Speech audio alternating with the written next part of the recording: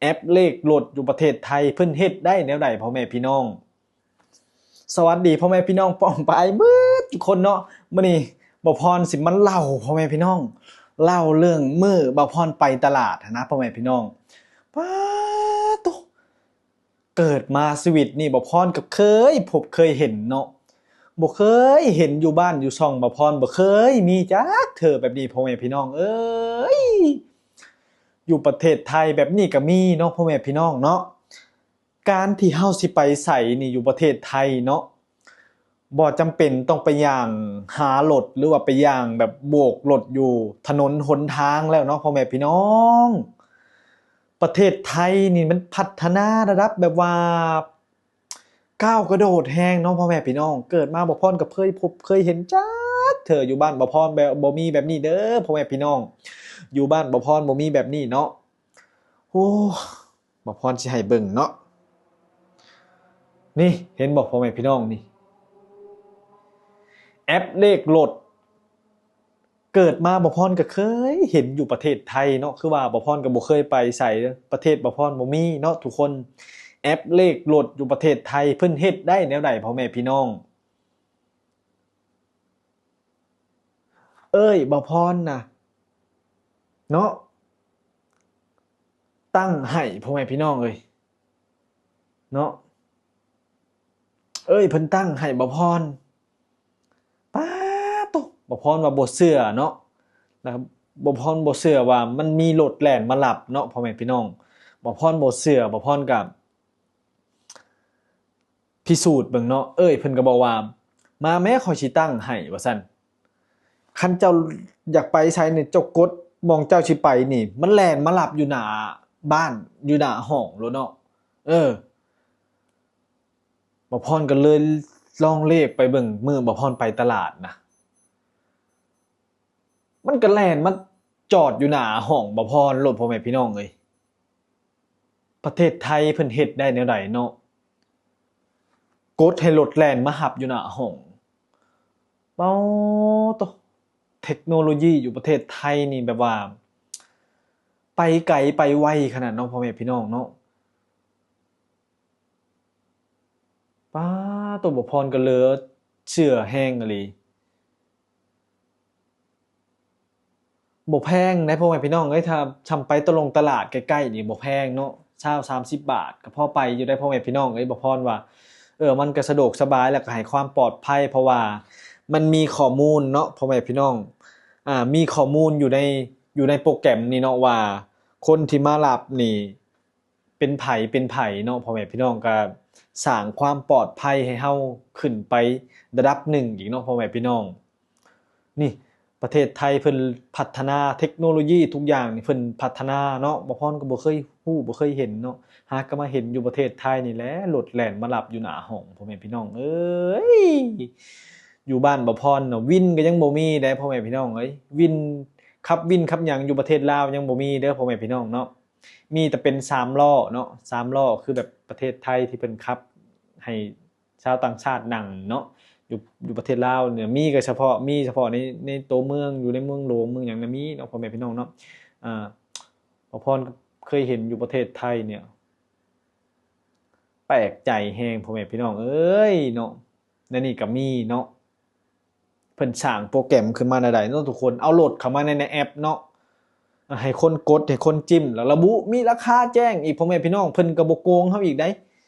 บ่มีคำว่าโกงเนาะไปฮอดก็จ่ายตรงราคาโลดโอ้แนวนี้ก็มีเนาะบ่พรว่าป๊าตประเทศไทยเนาะพ่อแม่เอ้ยบ่พรเกิดมาหาก็เห็นเนาะ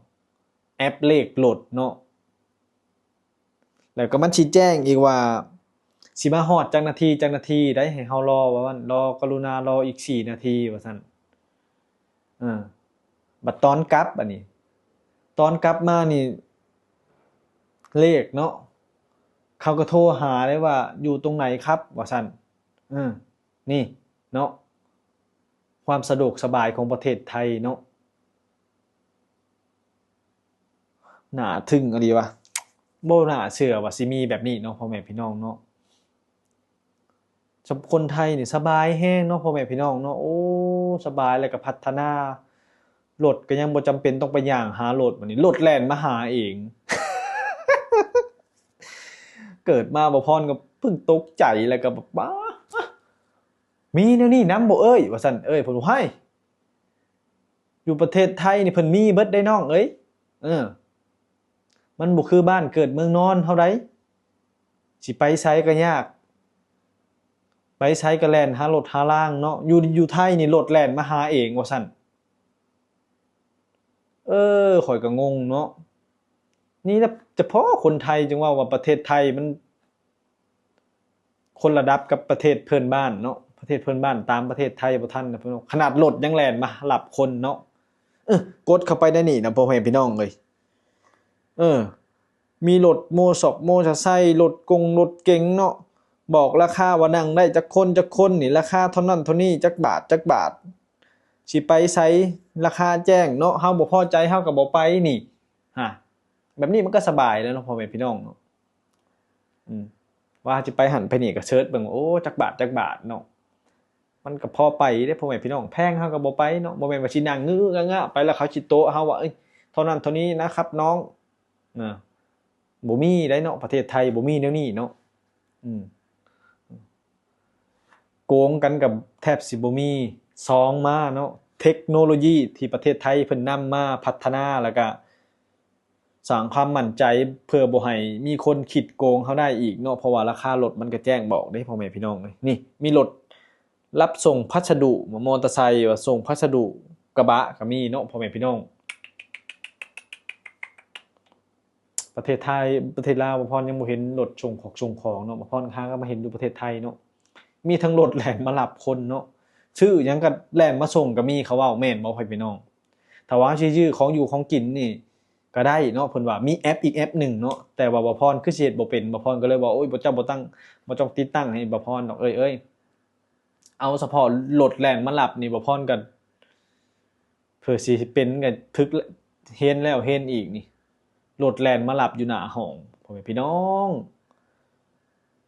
ตะกี้ล่ะบ่พรละย่างหารถเนาะบ่พรบ่ฮู้เนาะโอ้ยเนาะเฉพาะบ่พรไปหันไปนี่ยืนอยู่บางเทื่อยืน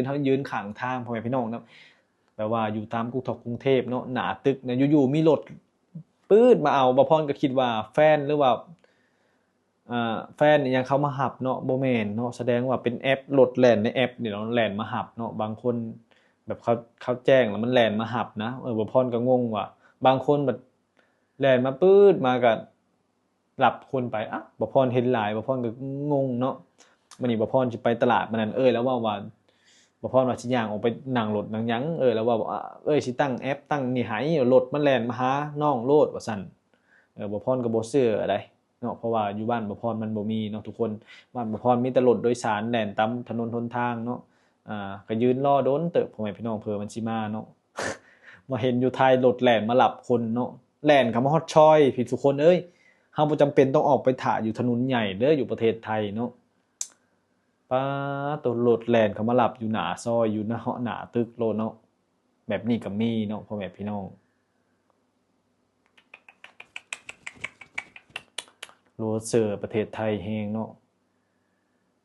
เก่งอีหลีเนาะพ่อแม่พี่น้องบ่พอยอมรับล่ะประเทศไทยนี่เก่งเบิดทุกอย่างเนาะซื้อของเขาก็ซื้อผ่านแอปเนาะนี่คือ TikTok นี่พ่อแม่พี่น้องอยู่บ้านบ่พอนั้นไล่สดบ่ได้ปักตะกร้าอิหยังก็บ่ได้มาอยู่ไทยก็ปักตะกอกตะกร้าก็ได้ไล่สดก็ได้อยู่ไทยอยู่ลาว TikTok ไล่บ่ได้พ่อแม่พี่น้องเอ้ยคนที่ไล่สด TikTok อยู่ลาวนี่มีแต่เอาซิมไทยไปใช้แล้วก็เสริมเน็ตเอาเนาะถึงจะไล่ได้เนาะแต่อยู่ไทยเพิ่นเปิดเสรีเนาะสามารถปักตะกร้าค้าขายเนาะทำมาหากินได้สะดวกสบายเนาะขอเพียงแต่เจ้ามีหัวคิดมีความสามารถเจ้าอยู่ได้สบายอยู่ประเทศไทยเนาะนี่คือข้อดีเนาะนั่นแหละพอพี่น้องคลิปนี้ก็บ่พรก็แค่แบบมาแชร์ประสบการณ์เนาะบ่พรบ่เคยคิดว่ารถสิแล่นมารับคนอยู่หน้าห้องเนาะหาก็มาเห็นอยู่ประเทศไทยพ่อแม่พี่น้องเอ้ยเนาะนั่นแหละคลิปนี้ก็จบเป็นเพียงเท่านี้แล้วพ่อแม่พี่น้องเอ้ยโอ้ยเหลือเสือแห้งเนาะประเทศไทยนี่เนาะ